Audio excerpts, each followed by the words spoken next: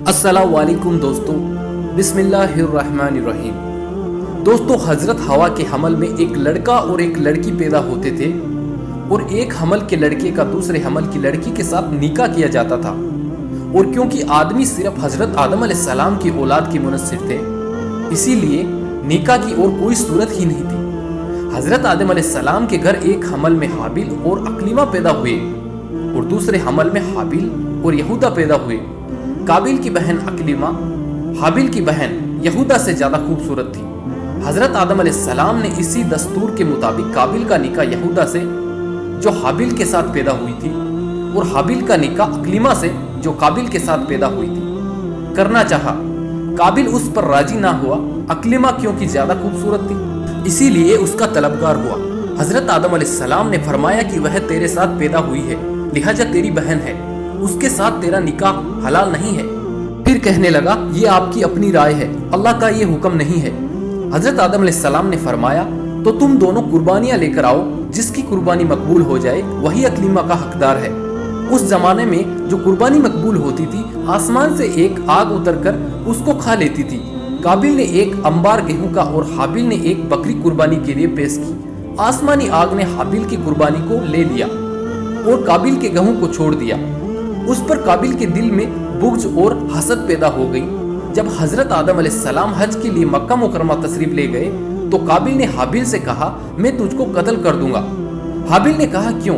कहने लगा, इसलिए कि तेरी कुर्बानी मकबूल हुई है और मेरी ना हुई, और अकलीमा का तू ही मुस्तहिक ठहरा है, इसमें मेरी जिल्लत है। हाबिल ने कहा, तू अगर मुझे कत्ल करने के लिए हाथ उठाएगा तो मैं तुझे कत्ल करने के लिए हरगिज हाथ नहीं उठाऊंगा, मैं तो अल्लाह से डरता हूँ। काबिल ने आखिर हाबिल को कत्ल कर ही दिया। फिर वह उस कत्ल को छुपाने के लिए हैरान हुआ कि लाश का क्या करे, क्योंकि उस वक्त कोई इंसान मरा ही नहीं था। मुद्दत तक उस लाश को अपनी पीठ पे लादे फिरा तो अल्लाह ने उसे दो कौवे दिखाए। दोनों आपस में लड़ पड़े थे, उनमें से एक दूसरे को मार डाला था। फिर जिंदा कौवे ने अपनी चोंच और पंजों से जमीन को कुरेद कर एक गड्ढा खोदा और उसमें मरे हुए कौवे को डालकर मिट्टी से दबा दिया। यह देखकर काबिल को मालूम हुआ कि मुर्दे की लाश को दफन करना चाहिए। चुनांचे उसने जमीन खोदकर हाबिल को दफन कर दिया। सबसे पहला कत्ल जो वाक़या हुआ है वो काबिल के हाथों हाबिल का कत्ल था और उस कत्ल का सबब औरत थी। चुनांचे आज तक यह बात मशहूर है कि सोना चांदी, औरत, जमीन, ये सब लड़ाई झगड़े और कत्ल की वजह है। आजकल भी अक्सर कत्ल औरत ही की वजह से होते हैं। और दोस्तों, उसकी बुनियादी वजह इनकार हदीस है, क्योंकि हजरत आदम अलैहिस्सलाम के इरशाद को काबिल ने उनकी राय कहकर न माना। दोस्तों, मालूम हुआ कि पैगंबर के इरशाद को खुदा का इरशाद समझना चाहिए, वरना नतीजा बुरा निकलता है। आजकल भी जो औरतों को अगवा और उनके बाइस कत्लो गारत तक नौबत पहुंच जाती है, उसकी वजह इनकार हदीस है।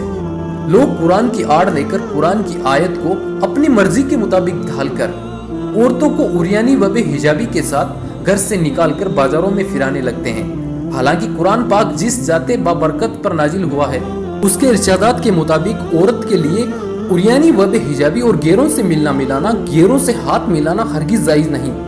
दोस्तों, हुजूर सल्लल्लाहु अलैहि वसल्लम ने औरतों को नमाज पढ़ने के लिए भी यह दर्ज दिया कि वह घर में पढ़े। और आजकल की मॉडर्न औरतें दिन भर बाजार में और रात भर क्लब में गुजारती है। और दोस्तों, यही सब करिश्मे इनकार हदीस के हैं। औरतों का मानना ही यह है कि छुपाने वाली चीज। औरतों को मस्तूरात भी इसीलिए कहते हैं, यानी सत्रों पर्दे में रहने वाली। अल्लाह हम सबको अक्ल सलीम अता फरमाए, आमीन। जज़ाकल्लाह।